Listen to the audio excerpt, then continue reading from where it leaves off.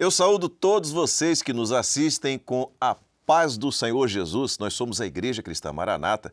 Estamos começando agora o nosso programa, nosso encontro semanal.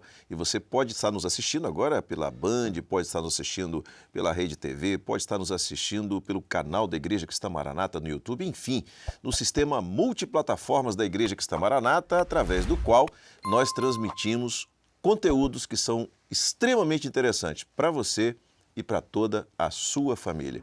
E você já sabe, você que tem nos acompanhado, que nós estamos tratando das 7 cartas do Apocalipse. Isso é algo extremamente interessante e você vai poder perceber o quão interessante é daqui a pouquinho no transcurso desse programa.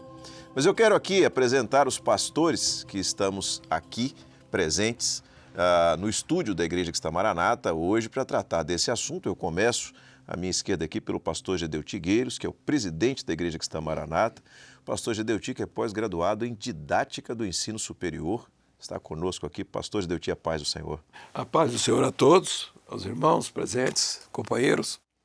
Amém. Pastor Gilson Souza, que é professor do seminário da Igreja Cristã Maranata e que teve agora recentemente, na produção daquele documentário que você assistiu na Turquia, apresentando aquele conteúdo, que aliás, ao longo do programa, pastor Gilson, nós vamos estar mostrando imagens dessa viagem à Turquia, que está absolutamente dentro do assunto que nós vamos tratar aqui. Pastor Gilson, a paz do Senhor. A paz do Senhor, pastor Josias, a paz do Senhor, os companheiros, a paz do Senhor, os ouvintes.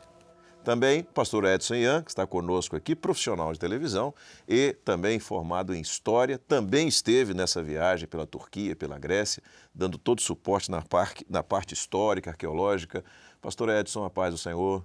Paz do Senhor a todos os pastores aqui, a paz do Senhor a todos que estão em casa. Muito bem. Olha só, eu quero começar trazendo aqui uma expressão para você entender o quão importante é esse conteúdo que vai ser trazido hoje. E a expressão é a seguinte: as 7 cartas, que 7 cartas são essas? São essas das quais nós estamos falando. 7 cartas escritas pelo apóstolo João na ilha de Patmos, as 7 cartas do Apocalipse.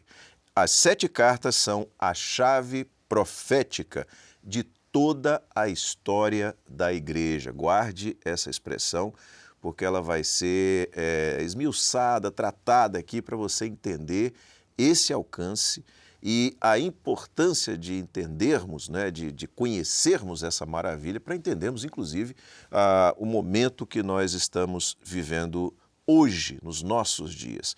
Muito bem, e aqui eu começo pedindo ao pastor Gedeuti para fazer uma introdução acerca desse tema que nós vamos abordar hoje, da importância do homem conhecer isso, conhecer a profecia, o projeto de Deus. O Apocalipse, já temos falado aqui, nas primeiras reuniões nossas aqui em conjunto, de que o Apocalipse é um livro cheio de mistérios, sendo que esses mistérios não impedem que as pessoas leiam e se valham da leitura da palavra, porque é um benefício, é bíblico, diz assim, bem-aventurados aqueles que leem as palavras, agora com um detalhe, da profecia. Não é só a letra. O que está importante, o que nos importa no livro é o profético. Porque o profético é que vai dizer a situação da igreja em todos os seus momentos. Desde o primeiro dia da sua existência, que foi a partir do Pentecostes, até o dia quando ela será retirada, que será o que se chama o arrebatamento da igreja. Esse processo, ou esse projeto, ele está dentro de um tempo do cronos humano, não é que podemos até dizer, sendo que ninguém pode dizer assim, são 2.000 anos, 2.000 anos começou de tal data e está terminando em tal data, 2.000. Não, um pouco mais, um pouco menos, porque depende daquilo que é o profético. Vamos lá. A igreja tem o seu início no ano 33. Que dia foi? No ponto zero, lá, qualquer. Então, no ano 33 da ressurreição de Jesus. E a igreja vai ser arrebatada no ano 2000. 2000 como? Então, 2000 é uma data presumível, previsível, de um tempo que não é 2000. Porque se Jesus ressuscitou no terceiro dia, e depois disso, 33 anos, o Pentecostes deu início à igreja, então teríamos que pensar assim, bem, só vai haver agora o arrebatamento da igreja no ano 33 da nossa era. Não é isso. Os fatos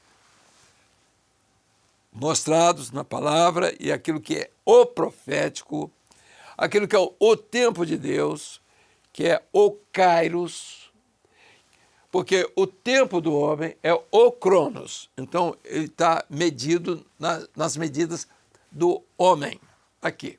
Então, ele tem a sua existência dentro do Cronos. Mas Deus abriu para o homem uma outra forma de ver e de considerar o tempo, que é o mistério de Deus para o homem. É o tempo chamado profético, onde os acontecimentos, as ocorrências vão se dar, inclusive contando com fatos até históricos do homem. Então, nós temos alguns fatos históricos que são proféticos, que estão no livro do Apocalipse. E possivelmente, nesse estudo que vamos fazer, aqueles que estão nos acompanhando, eles vão entender o momento que nós estamos vivendo. E isso é importante, porque à medida que nós sabemos o momento que nós estamos vivendo, nós temos o entendimento do mundo, da vida, podemos compreender isso que nós estamos vendo, um mundo em ebulição, e nos conformarmos com essa situação e, mais do que isso, nos prepararmos. O preparo necessário para a nossa partida, seja o chamado individual, seja o chamado global da igreja, do seu arrebatamento. Portanto, o livro de Apocalipse tem muitas belezas, muitas figuras, mas é preciso que o homem entenda que o espírito de profecia é fundamental para entender a palavra. Nós vamos até, inclusive, no momento próprio, no momento certo, nós vamos falar aqui sobre o escritor do livro. Quem foi o escritor? E que, se você quiser conhecer quem foi o escritor, é só abrir no Evangelho de João. Comece a ler o Evangelho de João. Porque João, que escreveu o quarto Evangelho, e escreveu algumas epístolas universais, lê lá. Ele conhecia perfeitamente Jesus, porque ele viveu o espírito de profecia. E quando ele foi arrebatado, na primeira ocasião, para falar a respeito da igreja, ele conhecia o Mestre. Ele reclinou no peito do Senhor Jesus. E ele tinha a condição de falar a respeito do Mestre, a respeito de Jesus, profeticamente. Então, aquilo que o Senhor falou com ele, ele colocou aqui no livro. Interessante, só mais um detalhe final, é de que quem lê o Apocalipse quer ler um livro de uma história que tem um começo e tem um fim. Não é assim, não. O livro de Apocalipse, as coisas não estão colocadas no lugar que às vezes a pessoa pensa. Essa sequência lógica não tem. Nas cartas nós vamos encontrar uma sequência profética, histórica, onde a ação do verbo e do logos de Deus são completamente diferentes do logos e do verbo filosófico, do tempo do homem. Então, o tempo de Deus, nós vamos ver, nesse período de 2000 anos da igreja, é profético. Para nós, o que interessa é o profético. As ocorrências, a situação da igreja em todas as suas fases, mostrando a fraqueza do homem e, ao mesmo tempo, a dedicação, a firmeza do projeto de Deus através de Jesus, o nosso Senhor, o nosso Salvador, o nosso Redentor e o nosso Rei. Aquele que está hoje assentado sobre o trono divino, determinando aquilo que é a sua vontade para a sua igreja e os juízos que ele tem para aqueles a quem ele determinar. Então, falamos alguma coisa, um pouquinho aqui sobre a pergunta, estamos respondendo, não sei se eu consegui responder a contento, mas estamos aqui numa conversa, eu acho que pode ser, alguma coisa pode ser retocada, corrigida e reformada, né? Mas, de qualquer maneira, estamos respondendo a uma pergunta difícil.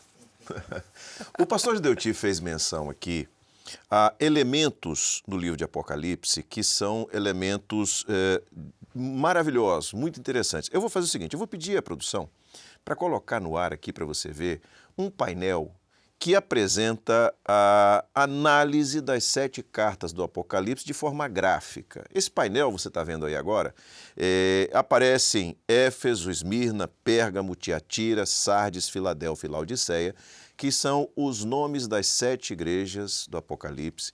E você está vendo nesse quadro que há informações para cada uma dessas cartas do Apocalipse. Há, por exemplo, uma associação de Éfeso, que está em Apocalipse 2, 1 a 7, com o Espírito do Senhor, e que também está associada à parábola do semeador em Mateus 13, 1 a 8.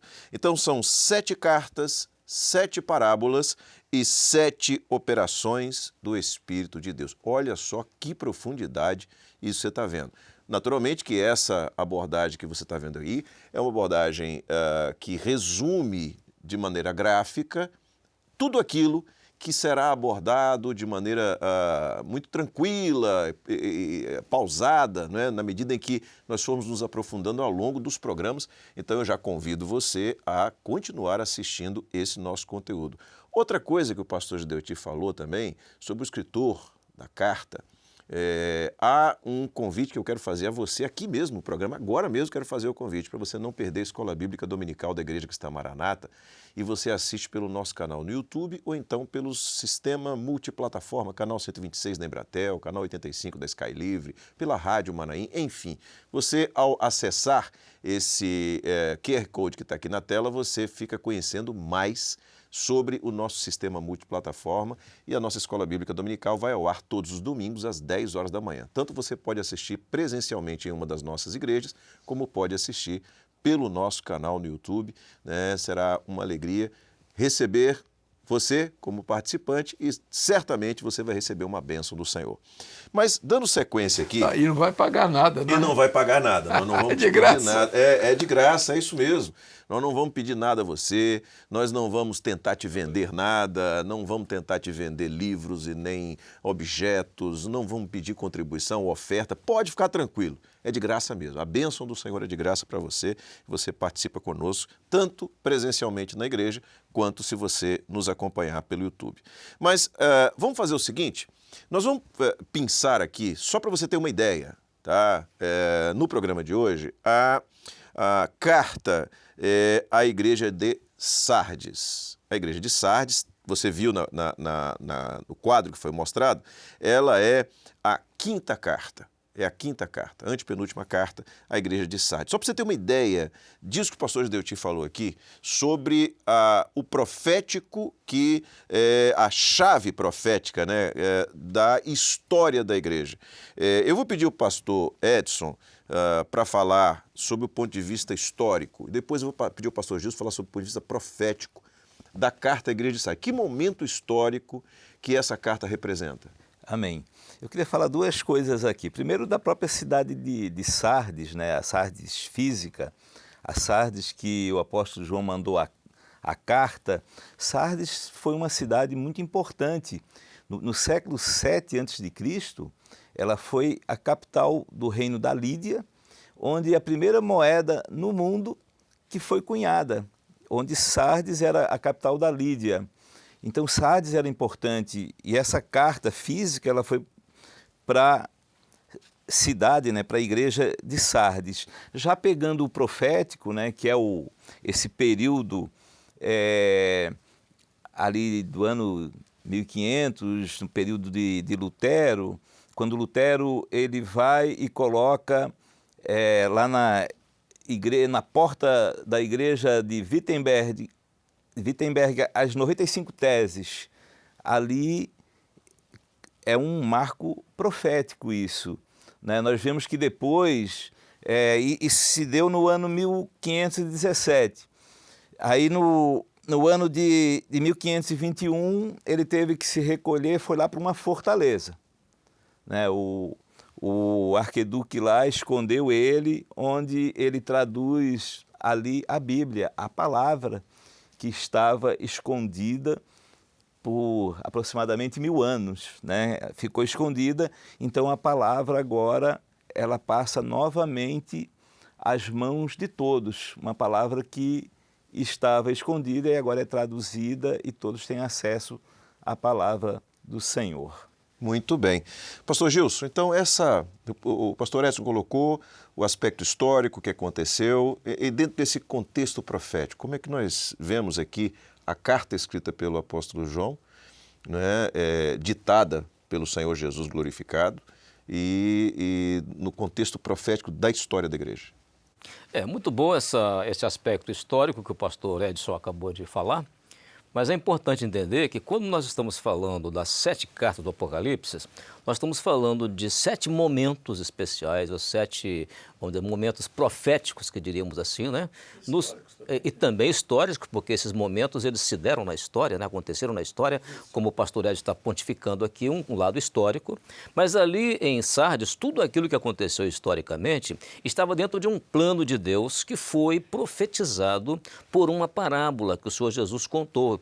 Pode-se ver, por exemplo, no quadro que foi apresentado, ali a conexão entre a carta a Sardes e a parábola, que é a parábola do tesouro escondido, quando o Senhor Jesus falou que o reino dos céus é semelhante a um tesouro escondido num campo que um homem achou e escondeu, e pelo gozo dele, ele vai e vende tudo que tem e compra aquele campo. Então, na verdade, o tesouro ali era exatamente o que estava acontecendo profeticamente naquele momento, porque o tesouro era a Bíblia, era a palavra, a Bíblia estava escondida ali no meio dos mosteiros, dos conventos, ela era acessível apenas aos mestres das universidades que pensavam os ensinos de acordo com os interesses vamos dizer assim, da religião dominante no momento. Então, esse era o campo no qual a palavra estava escondida, assim, num campo. Portanto, ela estava ocultada às pessoas. Mas um homem achou e escondeu, e isso nós entendemos que profeticamente o Senhor Jesus estava falando ali a respeito do que aconteceu ali em 31 de outubro de 1517,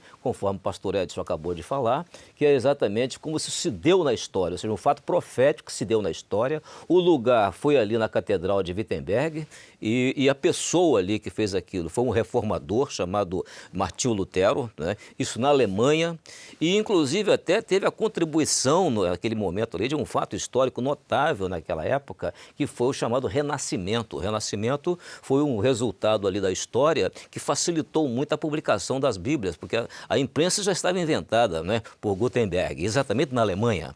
Então, naquela altura, as pessoas já tinham conhecimento da ciência, das artes, da música, tudo através da imprensa. E aí, portanto, isso facilitou a publicação da palavra de Deus, da Bíblia.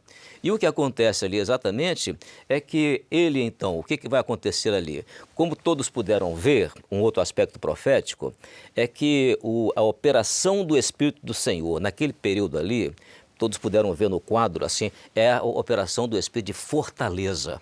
Por que o espírito de fortaleza? Porque naquele momento ali, toda a força do poder de Deus vai estar resumida, vai estar ali de tal forma, operando ali profeticamente, que chega a ponto até de um fato histórico confirmar isso, que foi o fato de Martinho Lutero ter sido sequestrado para ser levado para um esconderijo, que era exatamente do castelo, né? O chamado Castelo de Wartburg. E ali, então, foi onde ele traduziu a Bíblia, ele comentou a Bíblia, né? E até ali vai ser a inspiração de um louvor, um hino, né? Cantado aí pelos meios evangélicos do mundo inteiro, que é chamado Castelo Forte ao Nosso Deus. Pois não, pastor Getúlio? Não é isso mesmo. A palavra sardes quer dizer restantes, restos que estavam para se acabar. A situação do cristianismo, até aquele período de Lutero, a palavra estava, de fato, escondida no campo dos interesses do homem, da religião. Então a palavra estava escondida. Era o tesouro que estava escondido no campo. E um homem, aí você pega a parábola, um homem. Existiram outros restantes, que eram os restantes. Os lollardos, os albígenes, Cátaros, valdenses. Tátaros, aqueles diversos, Jerônimo, João Rus, Savonarola, né? Então, todos foram até sacrificados. Né? Falavam alguma coisa, aí a igreja, ou se os governantes, mandavam matar. Então, na verdade, o tesouro estava escondido no campo. Mas como Lutero conheceu, porque ele era professor do seminário, ele era professor de teologia do seminário, ele tinha que ler a Bíblia. E quando ele descobriu na Bíblia, ele descobriu que o cristianismo não foi a igreja A, a igreja B, a igreja C. O cristianismo saiu da rota, porque ele admitiu, e saiu a história que nós vamos trazer no decorrer dos estudos, igreja por igreja, dizendo o seguinte, é de que a igreja, em todas as suas épocas, sofreu todo tipo de oposição. Quando você pega a primeira, nós vamos até daqui a um pouco voltar com a palavra que o pastor Gilson estava trazendo, todos os momentos. A primeira foi a palavra, foi resistência à palavra. Então a igreja de Éfeso se caracterizou por isso. Os inimigos da palavra se levantaram. Aí você vai ver, né, depois nós vamos tratar sobre os assuntos daqueles que se levantaram, né, os seus nomes e que ficaram até registrados na palavra da Bíblia. Então a reação era inicialmente a palavra. A palavra foi sempre o objeto, o ponto de ataque do inimigo, do mundo da carne. O mundo não sofre a palavra do Espírito, ele não quer a palavra do Espírito. Então, a igreja primitiva começou a sentir isso. E isso já estava até descrito pelo Senhor Jesus na parábola do semeador. 4 sementes, 3, né, morrem, desaparecem com os interesses da carne, do adversário, do mundo, e uma só permanece. Você está mostrando que das conversões e daqueles que vêm para o reino, eles estão sujeitos a esse tipo de coisa. Mas a palavra, no segundo momento, eu não vou me ater muito, o segundo momento foi a Jesus, a reação a Jesus, matar o corpo. Então, foi a igreja de Esmirna. A palavra Esmirna vem da palavra sofrimento, que vem da palavra mirra, que quer dizer aquilo que mais sofre, mais espremida, mais perfume. Então, era morte ali. E a terceira foi sobre a fé, né? Então, sobre o Espírito Santo. O ataque foi ao Espírito Santo. Não é você quem dirige a igreja, quem dirige é o governo que está aqui, de Constantino. Vou parar aqui e deixar o pastor Gilson continuar, porque senão... É muito interessante, porque o pastor... Vê o Castelo Forte, você está falando. Isso, a gente vai terminar com esse louvor. A gente vai finalizar com esse louvor. Mas, pastor Gilson, essa abordagem que o pastor Deuti fez é interessante porque você falou sobre Castelo Forte, né, sobre fortaleza, espírito de fortaleza. E a fortaleza, ela tem por objetivo... Proteger. né? Isso. O enfrentamento, ou seja, proteger do enfrentamento, da oposição que se abate.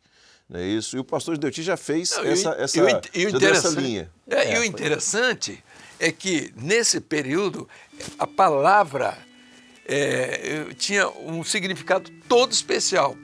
E no hino que Lutero escreve, diz assim, que a palavra ficará, nós temos a certeza. Porque a palavra tinha sido deturpada, né? Tinha sido esquecida no campo dos interesses do homem. E ele vem, traz e traduz. Né? Mas ele estava protegido pelo espírito de fortaleza, que é o quinto espírito que está na carta, no Isaías 11, verso 2. Verso 2. Então, o espírito de fortaleza. E nós vemos que a maravilha, a beleza daquilo que é o profético. Existe o histórico, existe o arqueológico, é bonito, está tudo certo, está muito bom. Mas o que importa é você ter a certeza de que você está no caminho. E é isso que nos traz a palavra como revelação. E o que é interessante também é que daquelas 95 teses foram extraídos 4 princípios, chamados princípios da reforma religiosa do século XVI. E um deles é a palavra, porque a supremacia da Bíblia sobre a tradição, porque antes a tradição é que tinha valor, a Bíblia não. Então ele inclusive, agora com a Bíblia na mão do crente, ele pôde, então, colocar agora a palavra, a supremacia agora era da Bíblia sobre a tradição. A Bíblia na mão do crente. A outra era também com relação ao livre exame das Escrituras, né, baseado em João capítulo 5, verso 39. Tem também Jesus Cristo como o único mediador, foi outro princípio também extraído das 95 teses. E, por fim, o justo viverá pela fé. Quando ele descobriu ali que o justo viverá pela fé. Sim, tem mais um, é o sacerdócio universal do crente. Isso aqui está no Apocalipse, né? Aliás, o livro de Apocalipse fala sobre isso. Jesus no começo, no início, no começo ele diz, nos fez reis e sacerdotes, né? E reinaremos com ele para sempre. Então, Lutero descobriu esses 4 princípios, né, da reforma religiosa do século XVI e que foram extraídos dessas 95 teses de protesto afixadas lá na Catedral de Wittenberg, na Alemanha. Glória a Deus, muito bem, pastor Gilson. Olha só, a gente está caminhando para o final do programa já e, como prometido, a gente vai tocar um pouquinho, uma parte, um trecho desse louvor Castelo Forte que você vai lembrar que você já ouviu. Antes da gente encerrar, eu quero fazer uma pergunta ao pastor Gildeuti.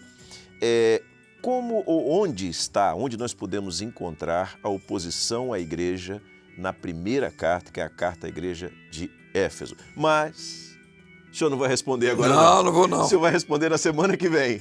Tá combinado? Não, tá combinado. Então tá aí. Se eu estiver vivo. Vai estar. Com certeza. Se Deus quiser, estaremos juntos aqui na semana que vem com você aí, acompanhando, assistindo, participando com a gente desse momento muito interessante de aprofundamento do conhecimento da palavra. Aos pastores aqui, eu desejo a paz do Senhor Jesus. Paz do Senhor Jesus. Paz do Senhor. Amém, a paz do Senhor. Para você também que está nos assistindo, Deus abençoe, a paz do Senhor Jesus. E agora você fica com o louvor Castelo Forte. Se Deus quiser, na semana que vem, nós estaremos de volta. Um grande abraço, a paz do Senhor.